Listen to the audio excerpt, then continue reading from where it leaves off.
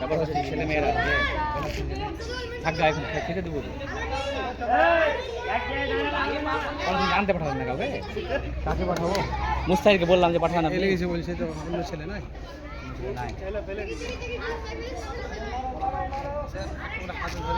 ঠিক আছে কেমন আছে স্যার দেখে গেল না আচ্ছা স্যার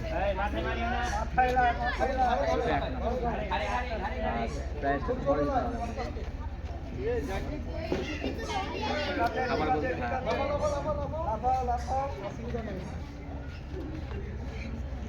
তার মধ্যে রেডি করবো আমরা আজান কোটায়